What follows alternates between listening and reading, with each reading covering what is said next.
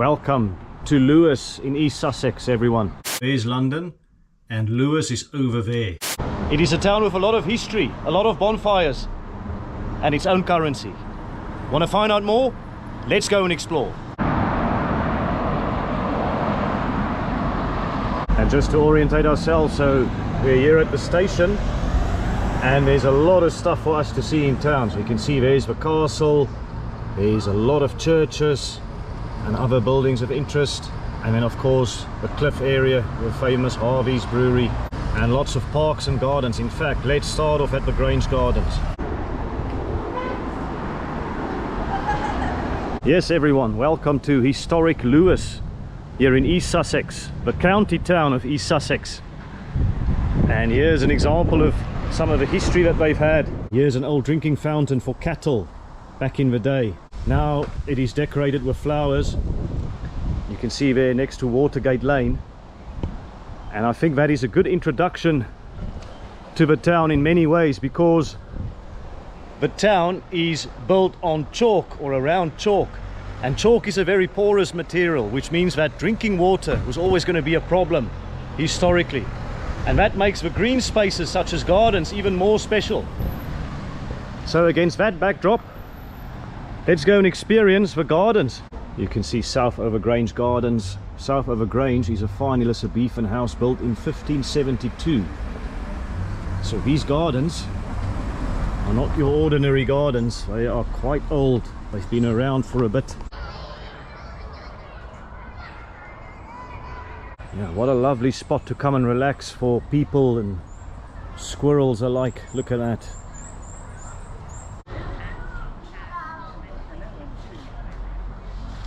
And some interesting monuments as well in this garden. What have we got here? In celebration of Lewes resident Nicholas Young. There's another area through here. Oh wow, just look how colourful. Lots of beautiful flowers and other flora. And some impressive walls as well. Trees, apple trees by the looks of it.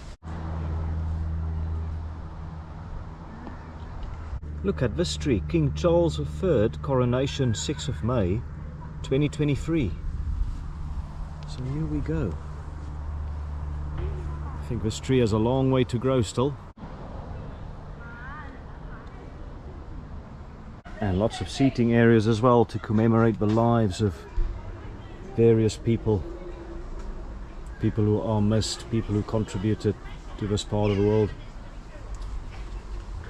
And what a wonderful place to come and relax and explore, especially if you're into nature, enjoying the peace and tranquility of this old garden here in Lewes. And right here next to the gardens, here you have a sign that says, "Here blossomed a psychic garden for medicinal herbs tended by Cluniac monks from the Southover Priory." So there you go. And we are also right next to the train station, so you can still hear the train announcements in the background as well. I'm here in an area called Priory Row, and there's some beautiful houses, terraced houses here. And what I find very interesting are these old boot scrapers from the Victorian age over here. So in the old days, before you entered a home, you would clean your shoes and you would scrape your boots over there, get rid of the mud. Oh, quite a beautiful little garden here next to the pavement. And check this out, they're giving away free tobacco plants. Oh, there's just a chain there at the moment. Here you have the Anne of Cleves house in Lewes. Anne of Cleves was one of the wives of Henry VIII, who didn't get the chop. Instead she got this. When things didn't work out between her and Henry VIII, he gave her this house as a divorce settlement or an annulment settlement. Not a bad deal for someone who was only on the throne for a few months. At least she didn't get the chop. Apparently she never visited this property, and today it is a museum. Anne of Cleves House Museum. And you can see details of a timber frame over here as well.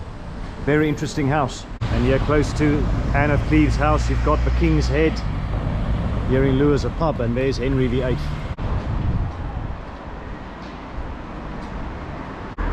Walking around Lewes, I get the sense that this is a very proud community, a very proud town. And this is one of the reasons. There's a lot of benches in town and in gardens that commemorate people.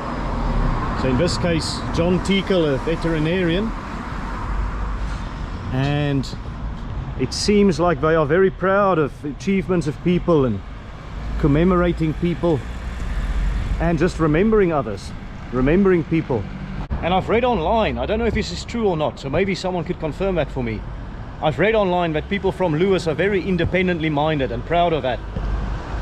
Certainly people are very, very proud of their gardens, as you would expect here in England.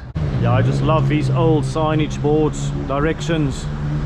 Gives a lot of character to the town, and obviously a lot of beautiful buildings as well.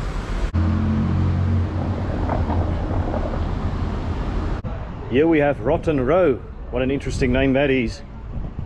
And I've read that this used to be where a lot of old almshouses were situated that fell into disrepair. Street with a lot of character, that is for sure. Rotten Row is much less densely developed.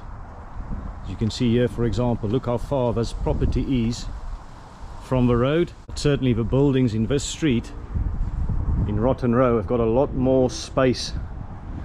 And you can see some have got beautiful views of the South Downs as well. The old Rotten Row here in Lewes. Maybe not a very desirable name at first, but definitely looks like a nice place to live. Right here is the Parish Church of St Anne, one of the oldest buildings here in Lewes, and it dates from the 12th century. This church was built by pilgrim donations, and it was a significant stop on the pilgrim route from Winchester to Canterbury, or from Canterbury to Chichester. So this would have been a useful stop along the way. St Anne's Church. It remains an active place of worship, and you can see it's also a resting place for many.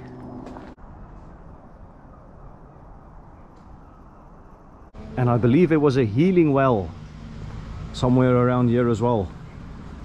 St Anne, obviously associated with healing, but I'm not sure where the healing well would have been. Let me know in the comments if you do know. But what a beautiful part of Lewes to come and explore, these old churches. There you can see the Parish Church of St Anne. And is that a boot scraper, but St Anne style? Not sure, certainly looks like it. Here, clean your shoes before you enter the church.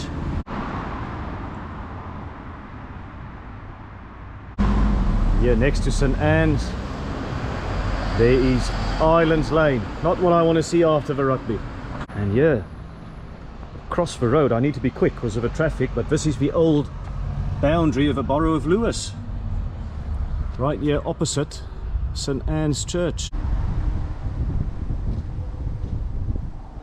Oh, the Shelley's Bar and Garden. Does that have any relation to the Shelley who wrote Frankenstein? Let me know in the comments. Right, we are now on the high street of Lewes, the main street, so to speak, and there's a lot of interesting stuff here, and I can immediately see some significant variety in the streetscape here in High Street. Look at these beautiful stuccoed colourful buildings, and then you've got the 15th century bookshop over there. Yeah, a lot of interesting buildings and a lot of traffic, as you'd expect. So just looking for a chance to cross the road, which we'll find here. And yes, look at this, the old 15th century bookshop. What an iconic part of Lewes. A lot of character. And some of the books that you can buy here, 50p each for these books here.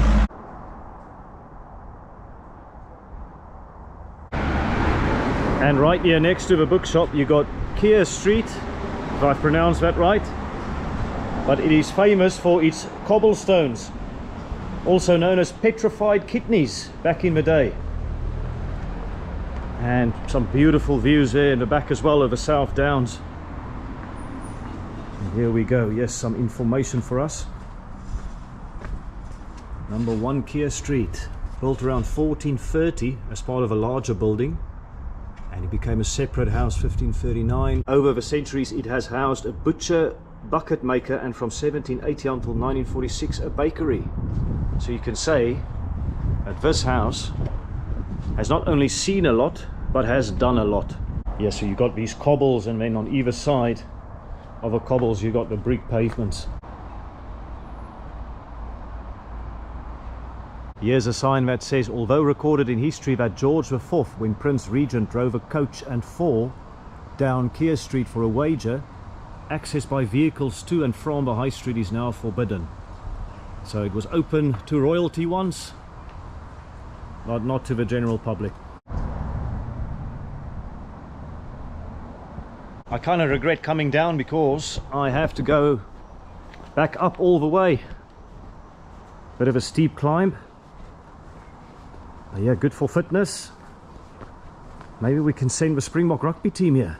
Certainly a steep climb, but a very beautiful one at that. Lots of character, lots of history in the street here in Lewes. Here you have St. Michael's Court. You can see Thomas Matthew, a Presbyterian woolen draper in the High Street, bequeathed his house on this site for the benefit of the poor of the parish of St. Michael in Lewes in 1688. The old inn, Beadle's House of St. Michael, circa 1690. And please clean your shoes before entry. Bull House here in Bull Lane. Also the old tobacco shop of Samuel and Esther Olive. In this house lived Thomas Paine, writer and revolutionary. Yes, the Paine's Twitten. So Thomas Paine, famous name associated with Lewes. Whilst in England he wrote the Rights of Man, which was a defense of the French Revolution, and he published it in 1791. But he was not very much liked by the government at the time here in Britain. So William Pitt the Younger wanted to arrest him because certainly he didn't want a revolution here in England. So Paine decided to flee to France. He didn't want to be chased down by William Pitt the Younger. And that was in around 1792. And subsequently he was elected to the French National Convention. And despite not knowing a word of French, he landed that job. So that is the way to do it if you're new in a country and can't speak the language. Just follow the example of Thomas Paine, who lived here. And what a beautiful sound there of the bells of the church, next to the sound of traffic, cars in the high street waiting to get a move on. Yeah, the Church of St. Michael in Lewes. So a very interesting building with nice colourful doors, and the most interesting part for me is arguably that clock over there. Just look at that, and a beautiful spire. Right, just outside Lewes Castle, which is just over here. So this is Lewes Castle, built on a man-made hill by the Normans not too long after they invaded England in 1066. This castle was built by William de Warenne, who fought alongside William the Conqueror. And to reward him for his loyalty, William the Conqueror gave William de Warenne a piece of land known as the Rape of Lewes, and William de Warenne built Lewes Castle. Yeah, this Barbican gate from early 14th century. And this is a Motte and Bailey castle, and unusually I've read that it's got 2 mottes. The only other English castle that have this unique design is the one in Lincoln. So there's a special feature of a castle. Yeah, the Normans loved their castles. And here in the castle complex you've got Castlegate House and Castle Court. And there's a bowling green as well here. And as we walk down here, let me tell you more about William de Warenne. He became the Earl of Surrey just before he passed away in 1088. And he was buried next to his wife Gundrada in the Priory of St Pancras, which we'll visit later. And when we're at the Priory of St Pancras, I'll tell you a little bit more about those two, because they were quite influential in setting up a very important monastery. And until 1347, Lewes remained in the hands of the de Warenne family, but the last male of the line died in 1347. Now that was John de Warenne, and Lewes then passed to his nephew, which was the Earl of Arundel. But the Earl of Arundel already had a beautiful castle in Arundel, West Sussex. So what was he going to do with another one here in Lewes? The Lewes castle kind of declined in importance, faded in importance. In fact, that's the reason probably why this castle fell into disrepair. You can see the remains of it there today. And another reference here to Tom Paine, resident of Lewes, citizen of the world, the free-thinking Tom Paine. And Lewes, of course, also famous for the Battle of Lewes, 1264, 14 May 1264. You can see there Simon de Montfort, or Simon de Montfort. It's my best French. Let's stick to English. Simon de Montfort's army of 5,000 barons and Londoners defeated royalist forces of twice that size under Henry III on the downs northwest of Lewes. The Mise of Lewes, signed next day, led to the first English Parliament meeting at Westminster, 20th of January 1265. So quite a profound bit of history here. And there you can see this viewing platform was erected by Lewes Council, but not much that we can view today. I guess they're prioritizing the environment over beautiful views. So maybe not such a bad thing. So there's a lot of history for us here to unpick on this diagram. You've certainly got the colors there of de Warenne. You can see there the checky yellow and blue, and just more information on where the various forces were stationed. So obviously Henry III versus the forces of Simon de Montfort. What isn't mentioned here though is that Henry III was the son of King John, who signed the Magna Carta in 1215. The Magna Carta, of course, was written by a group of rebellious barons to protect the property rights they had and the rights in general against a tyrannical king. And Henry subsequently was having none of it. So his father gave in to the barons, but he was going to relax a lot of those restrictions. So tried to wiggle out of those. And those reforms did not sit well with Simon de Montfort. So basically he rallied other barons and rebelled against the king, leading to the Second Barons' War, of which the Battle of Lewes was a major battle. Some more interesting house names here in Lewes. The Trap House. Check here, the Old Poor House. And some interesting detail on this door here. Beautiful garden cottages here with interesting doors. Check the snail there, smiling snail. The Aussie Man Can, carpentry and renovations. You can see there, wow. De Montfort defeated Henry III at the Battle of Lewes, and Henry III's son, Edward I, eventually got his revenge on de Montfort when he killed him at the Battle of Evesham in 1265. Edward I, mind you, is also known as the Hammer of the Scots, because he hammered the Scots in future battles, so he definitely loved a little bit of confrontation. Yeah, that is some fascinating history here in Lewes. The Battle of Lewes, 1264, and its aftermath. And here's another fascinating fact about Simon de Montfort, is he actually married King Henry III's sister Eleanor of England in 1238. So there you go. Actually the two brothers-in-law having a go at each other at the Battle of Lewes. Simon really fancied Eleanor for her wealth, her elegance and her beauty. And in those days kings were all about controlling who married who. But surprisingly, Henry III was cool with it. But there was one more hurdle to cross, and that was getting the approval of the Pope. So they had to travel to Rome to get approval, because Eleanor swore that she would abstain from sexual intercourse to remain chaste. So I guess you can say it wasn't as simple as just swiping right in those days. There are a lot of houses and buildings with stunning brickwork here in Lewes, but here's the catch: not all of it is real brick, such as this one, which is Bartholomew House, and it's got what's called mathematical tiles. Yeah, so these are tiles and not bricks.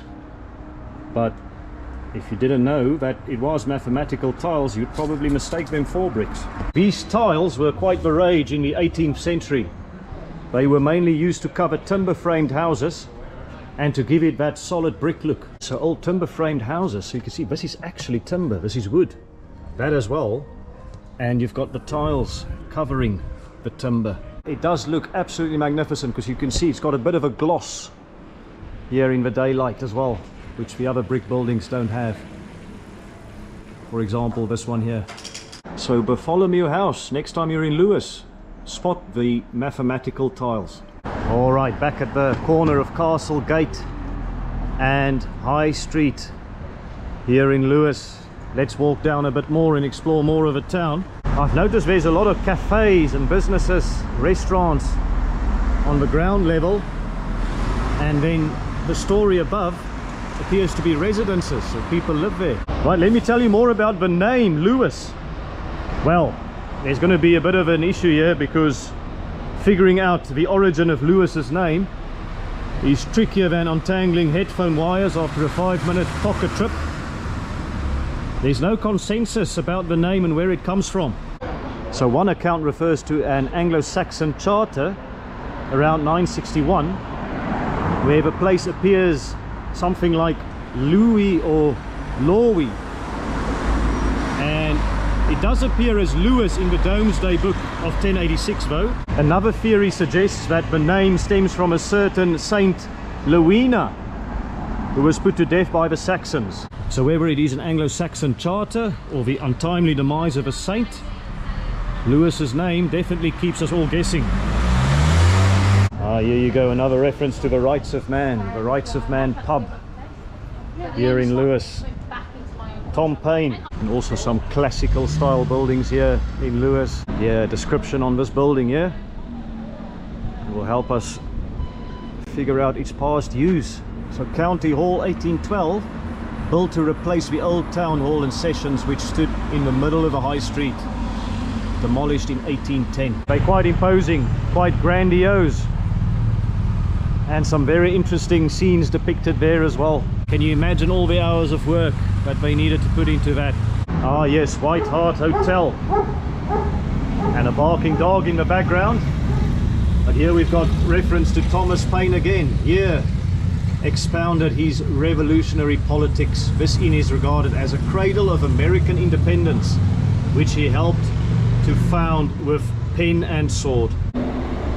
Certainly a lot of cars here in Lewes, and I've read that traffic used to be a major problem in the 1960s until they built a nearby tunnel, but I can certainly see still today that it will raise a few eyebrows. There really is a lot of traffic here in the town. Right, there's a rare moment of no traffic here in Lewes, and a great opportunity for us to see more of this victory monument, the Lewes War Memorial. Here you've got Liberty holding a torch and seated to the west. Here you've got Peace with a dove on her shoulder and seated to the east. And there is Victory holding up a laurel wreath and facing towards the battlefields of Flanders in the east. So yes, it was designed by Vernon March, who by the way also designed the cenotaph in Cape Town, so a bit of a South African connection there. I just want to take you away from this memorial monument and back to this brick building over here, because there is a sign but I want to read out. In the vaults beneath this building were imprisoned 10 of the 17 Protestant martyrs who were burned at the stake within a few yards of this site, 1555 to 1557. And now would be a good opportunity to tell you more about the bonfire night here in Lewes, because it has to do with the 17 Protestant martyrs who were burned at the stake. But I think most people probably associate it with Guy Fawkes and the 1605 Gunpowder Plot. But it has to do with both the Protestant martyrs and Guy Fawkes.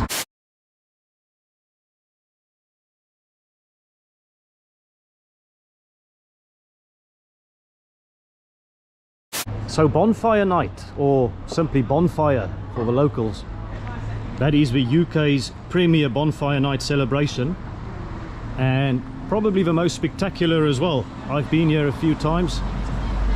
Can tell you that there are a lot of people, probably around 80,000 if not more, that come here, and it's absolute nightmare to get back to places such as Brighton afterwards. But anyways, it takes place every year on the 5th of November, unless the 5th is a Sunday, on which it will fall on the Saturday the 4th, so it plays a bit of calendar hopscotch. And yes, this festival does do double duty, as I just said. Firstly, it marks Guy Fawkes Night, commemorating that failed gunpowder plot in 1605, and it also honours the 17 Protestant martyrs. And yes, they burn a model of a pope, not the current pope, but the pope at the time of the martyrs.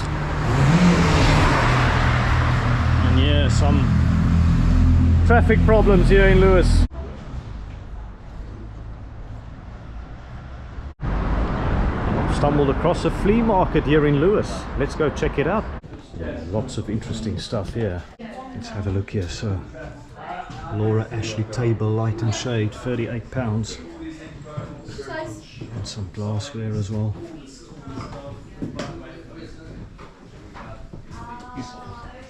Mirrors, coat rails. Yeah, perfect for a day of browsing. Yeah, in Lewes. Look at this. All types of cutlery and spoons, ladles, more portraits, chandeliers. More treasures upstairs, but yeah, look at this here. That beautiful light. Old military equipment. Check out these old wooden rackets. And various other things that people of the previous generation would absolutely treasure. I don't know about Gen Z though. Maybe this is not necessarily their taste. Yeah, lots of old books as well. Over here, there's a nice one, Cathedrals of England. I bet you Chichester's in there. By the way, go check out the Chichester vlog if you haven't already. My previous vlog here in England.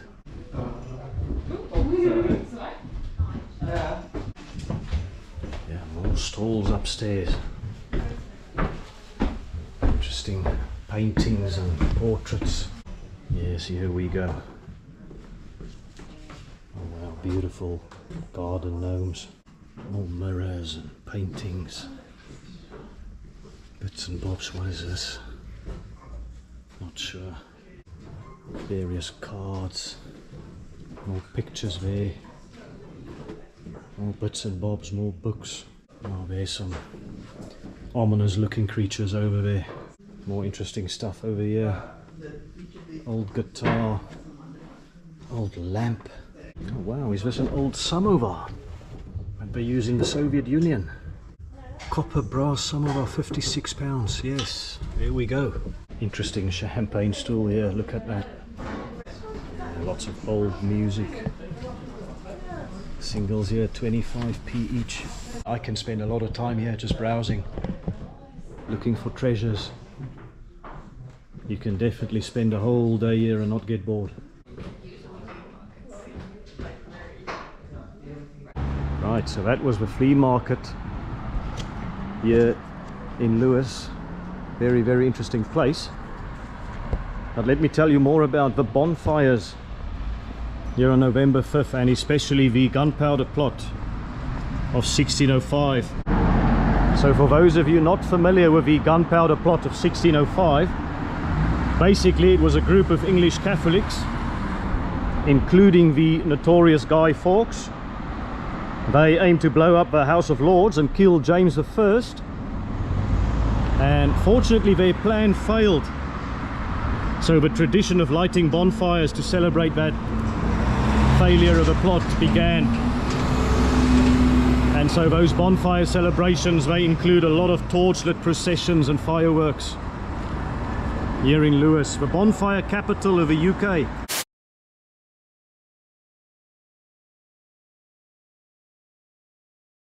Guy Fawkes is probably the most well-known person from that Gunpowder Plot, but it was actually Robert Catesby who was the leader of a group of Catholics. But Guy Fawkes was put in charge of the explosives because he had about 10 years military experience fighting for Catholic Spain in the 80 Years' War against the Dutch.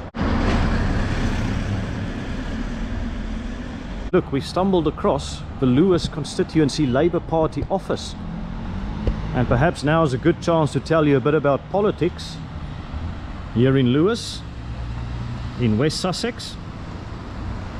So they've got a Liberal Democrat MP at the moment after the 2024 elections, but in the period between 1874 and 1997 this was a Conservative stronghold, so a long history of Conservative rule. And in the Brexit referendum of 2016 they voted to remain, 52 to 48, and it was a 77.8% turnout of eligible voters. So the exact opposite of a referendum result was here in Lewes, 52-48. Right, we are here on the corner of Market Street and the High Street. You can see with a war memorial there. But Market Street, of course, a reminder that Lewes traditionally was a great market town, and there's a lot of farms in the area, very agricultural community. Yeah, this is just more of a high street. As you can see, lots of old buildings with imposing letters still used, the old golden letters, and it's really a very nice experience walking down here. But traffic can be a bit annoying, but ironically the high street seems to be a bit better than other parts of the town. Certainly some of the smaller streets I've been, that was a little bit tricky. And check out that chair hanging here, the kitchen maker. Just look at the variety here. You've got stained glass furniture shop by the looks of it now, you've got a kebab shop, and then you've got a very bohemian looking place as well. Yeah, and as you would expect on any high street, some interesting shops. And Glenburn, that's the name I've heard in relation to opera, or Glyndebourne, not sure of the pronunciation. Lewes certainly love their bookshops, 15th century bookshop, and now Boon Books as well over here. And some interesting creatures there in the window. Look here, help yourself, some free stuff. At the moment there's a glass and an empty coffee cup, so not much for free, but what a great idea.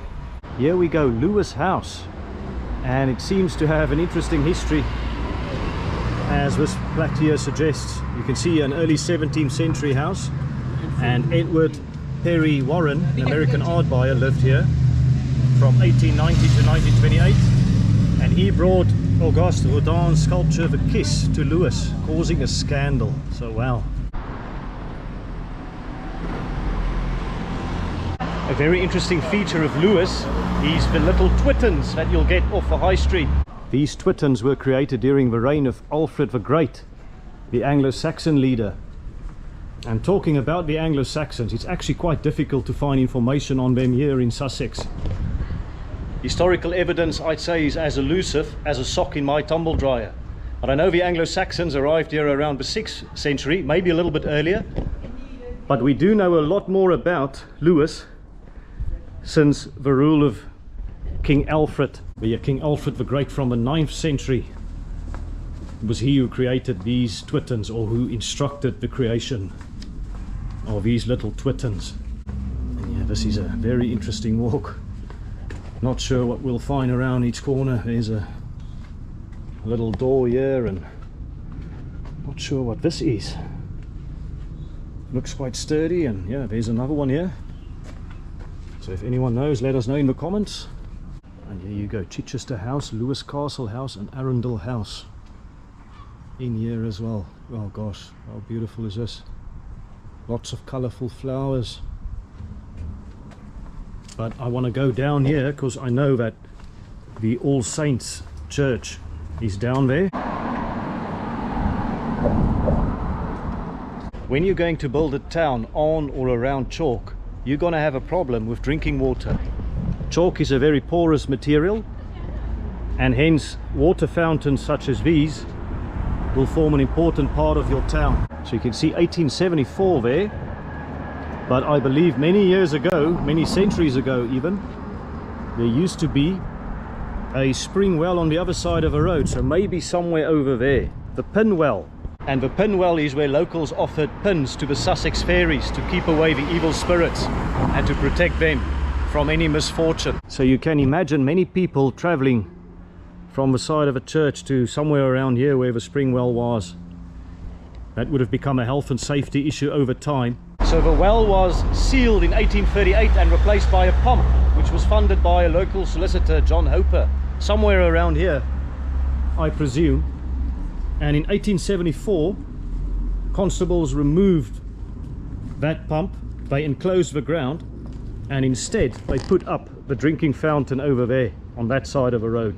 So I don't know how long this has now been out of order. Certainly no water for me today there. I've read the 1930s, but there's a sign here that says 1981 it was restored by Friends of Lewes.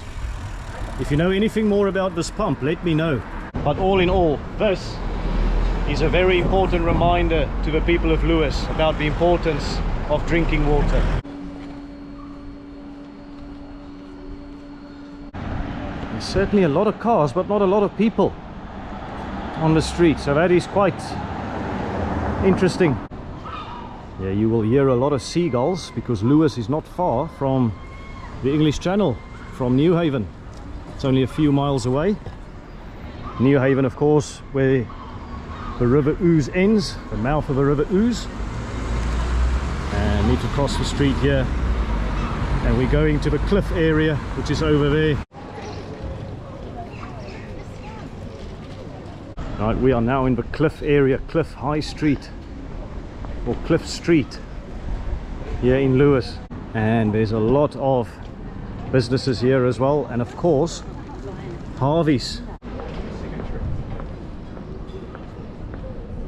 Ah yes, the Cathedral of Lewes, as they call it, Harvey's Brewery. The oldest independent brewery in Sussex. It was established in 1790. This is probably the most prominent survivor of Lewes's industrial heritage. Harvey's Brewery, with its tall chimneys and distinctive gold lettering.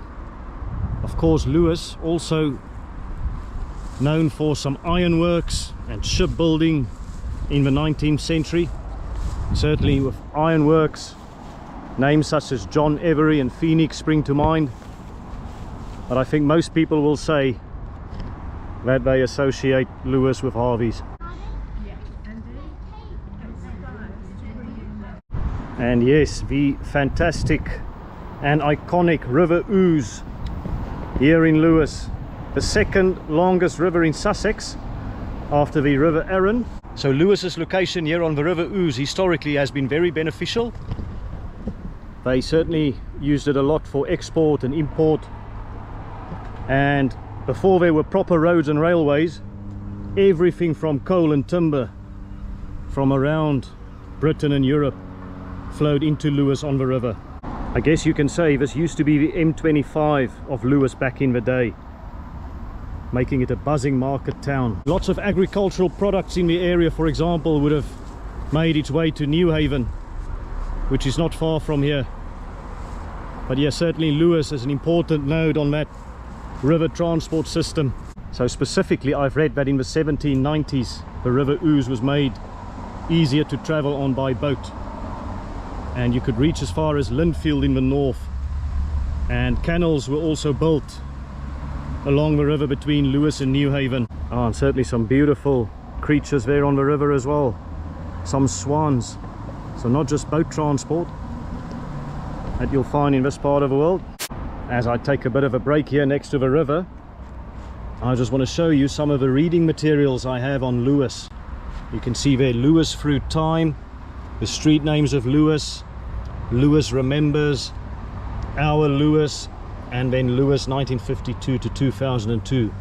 A wealth of information, and I really enjoyed reading up about the town. Unfortunately, this river Ouse is also very prone to flooding, and there were two huge floods in the recent history of Lewes. One was in November 1960 and the other in October 2000. And in this book, Our Lewes, Miles Jenner, the head brewer here at Harvey's Brewery, wrote of his experience during the 2000 flood. So he said that they were brewing on that day in October, but when they were forced to abandon the brew, they had in the fermenting room a couple of vessels half full of strong sugars with yeast pitched in. And the last thing that they did with the one remaining power supply they had was to pump the sugars from one vessel into the other to fill it up, so that they could skim the yeast off. And that made a beer totally unrepresentative of what they've had before. And they thought, you know what, this is an opportunity to help with a fund relief. And they actually sold the beer as Ouse Booze. What a wonderful name, isn't it? And they raised a lot of money for the flood appeal. So if you remember the flood of 2000, if you remember the Ouse Booze, let me know in the comments. You certainly hear a lot of tourists here in Lewes, a very popular place to visit. And yeah, if you've not been here and you live in England, definitely put this on your bucket list. Or if you've never been to England and you're planning a trip, I think this should form part of it. It's not far from London at all, and I think you can easily do this in a day. And here you've got the Harvey's Brewery shop. Here the flood line over there. Wow. The Thomas Paine Brighton and Hove Albion Ale there, £2.70. And more interesting shops here in Cliffe. You can see Cook and Browns and a variety of building styles as well in this part of Lewes. Fishing tackle and outdoor shops, perfect to visit if you plan a walk in the South Downs. And lots of interesting clothing shops as well. More interesting pubs here, the Gardener's Arms. And here in Foundry Lane, check out these seating areas over here. Beer kegs as tables. Oh, brilliant. Got Lewes Antiques Centre and more antiques over there. Yeah, an eclectic mix of businesses. And another surprise around the corner here, another church, which is the Parish Church of St. Thomas Becket. And more benches in memory of someone, in this case Keith Austin. We won't be druv. I think that is one of the slogans of Lewes, isn't it? I think I've read that. Don't even know how to pronounce it. I think that's a special dialect of Sussex.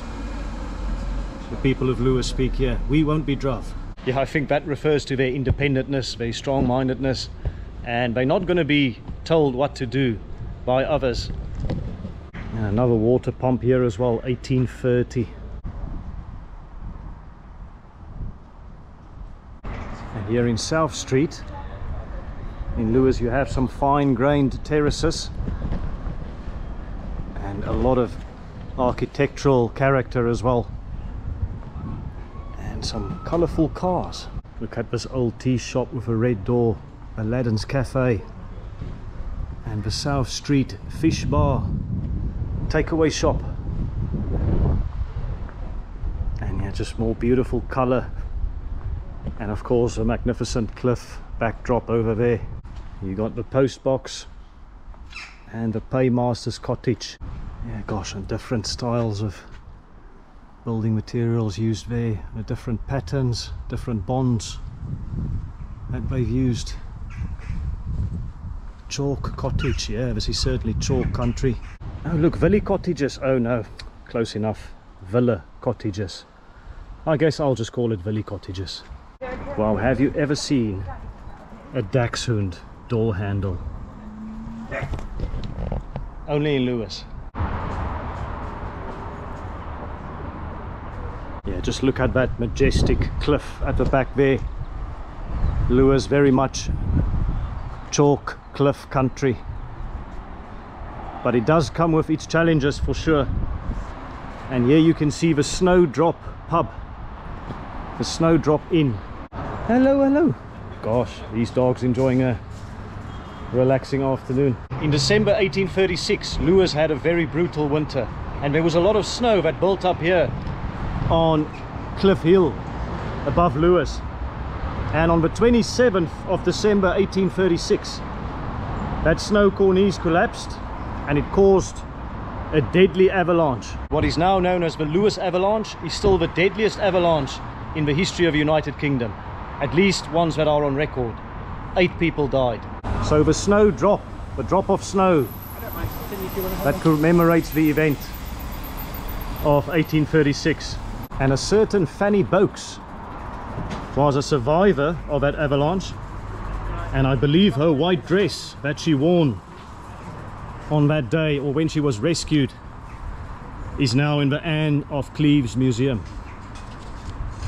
So a lot of unfortunate history here with a Snowdrop Inn. And you can also see there the home of the South Street Bonfire Society. So they are scattered all across Lewes, these different bonfire societies. But you just got to love that cliff backdrop. As dangerous as it is, I suppose, but it does make for a majestic view. And yes, everyone, Lewes does have its own currency. As you can see there, 1 Lewes pound. We've got Thomas Paine on the cover, and at the back there more details, and you can see certain businesses that it supports, although I think this note has expired. You can see there 2009. They have Bulls, Harvey's Brewery, Just Trade, Pelham House, Southern Solar and Transition Town Lewes.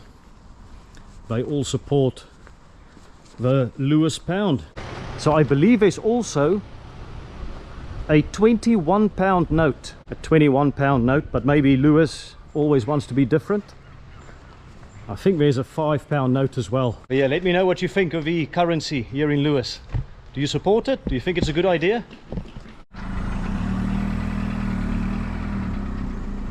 We are at the Dripping Pan, the home of Lewes Football Club. Let's go check it out.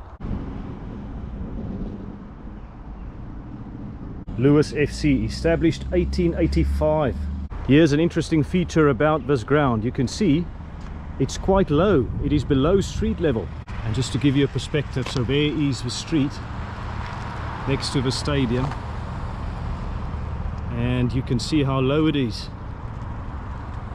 So the ground is quite low, and they used the ground that was dug up to build a nearby mount, I believe.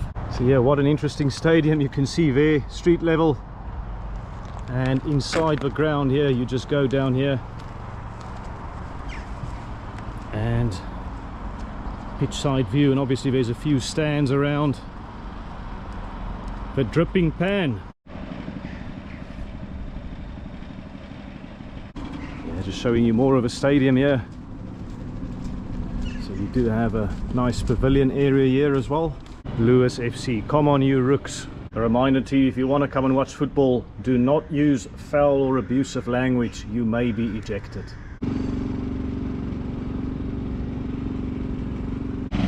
And the grass getting trimmed for match day.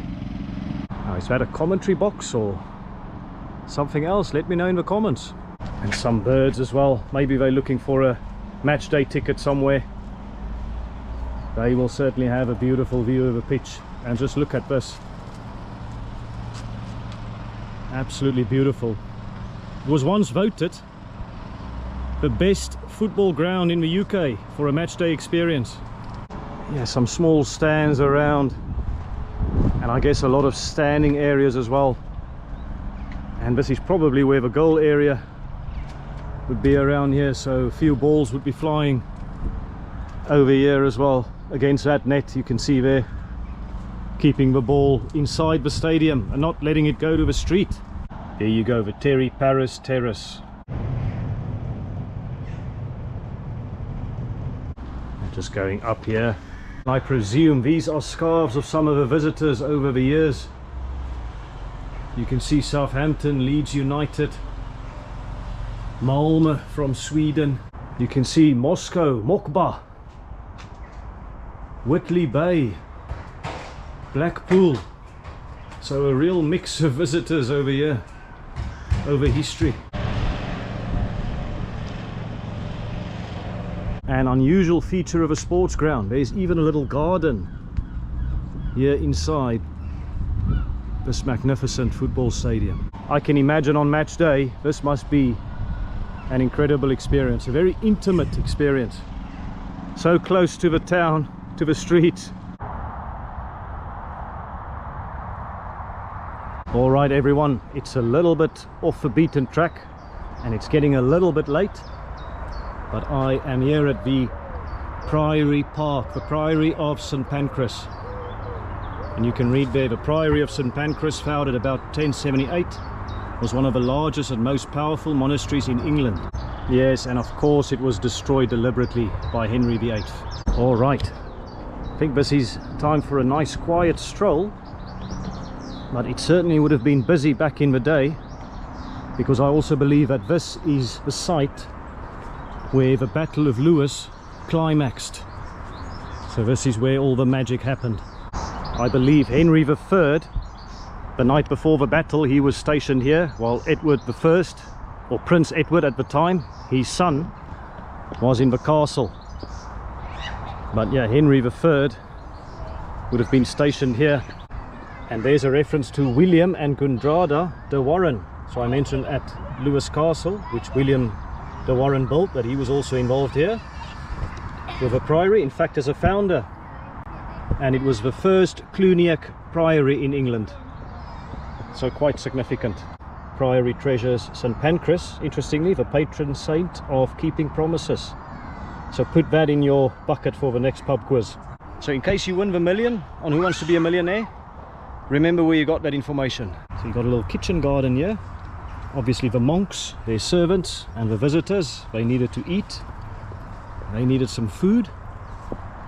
So this is where they grew all the vegetables, the healthy fibre, plant-based diet.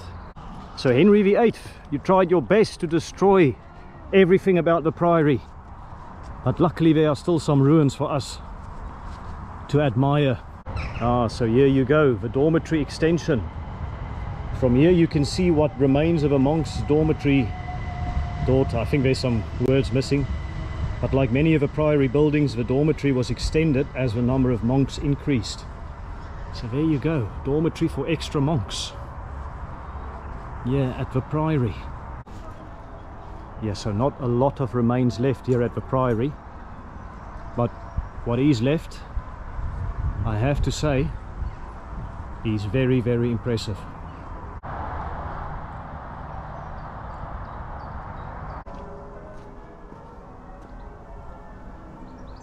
Oh, there's some more ruins here. Didn't expect it, to be honest. And oh yes, of course, the monks needed a toilet. So there you go, the reredoter. Is that what they called it back in the day? First time I've seen that word. May well be the first example of a layout that came to be used in most monasteries. So there you go. Wow. So this is where they did their business. A shame for them, they didn't have a lot of privacy. You can read there. 10 cubicles, but no doors. Yeah, so those are the windows, the 3 large windows on the left, providing ventilation. And nowadays people and birds just use the park to come and relax or to find some food. And yeah, why not? What a magnificent setting. Again, the cliff, the chalk cliff at the back there. And here's another interesting monument here as well. Oh yes, so this monument is to commemorate the 750th anniversary of the Battle of Lewes, 1264. So that was on the 14th of May 2014 when they put this up. A big chunk of history in this part of the world. Yeah, and some various scenes, I guess, from the battle on the top there of a monument as well. Very, very interesting monument, a lot of detail as well. And you can see there, law is like fire, for it lights as truth, warms as charity, burns as zeal, etc, etc. It almost looks as if Henry VIII decided to keep this stone just for the face carved out there. Or maybe it's just some vandals here in Lewes. Anyways, the face monument here in Priory Park. And I have noticed these markings here. I don't know what this signifies. Is that... maybe it's got something to do with the Battle of Lewes. If you know what these marks are for, let us know in the comments.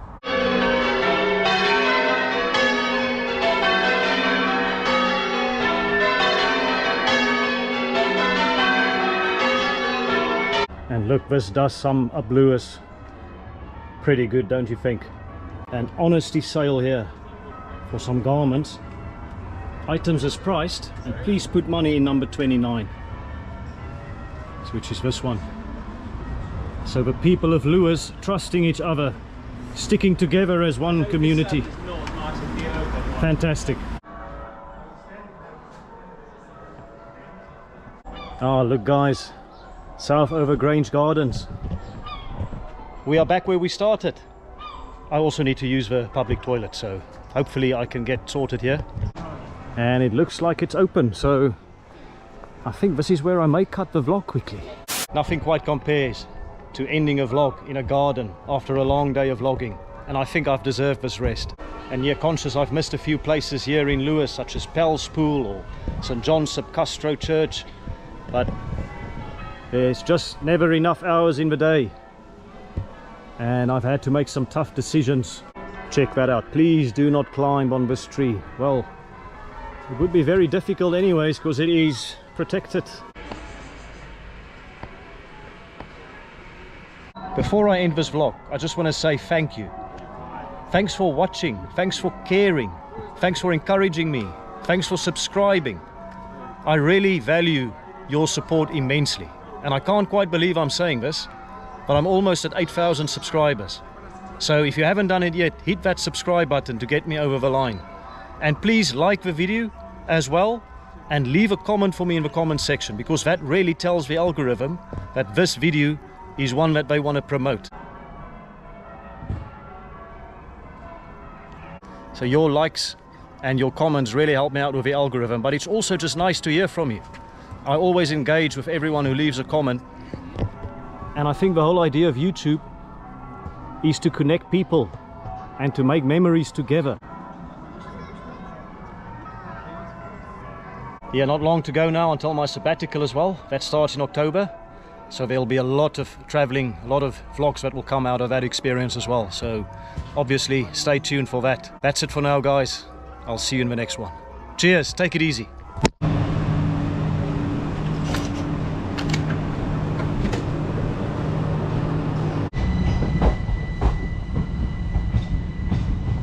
As I mentioned at the castle, William de Warenne was involved here. You can see there the priory was founded between 1078 and 1082.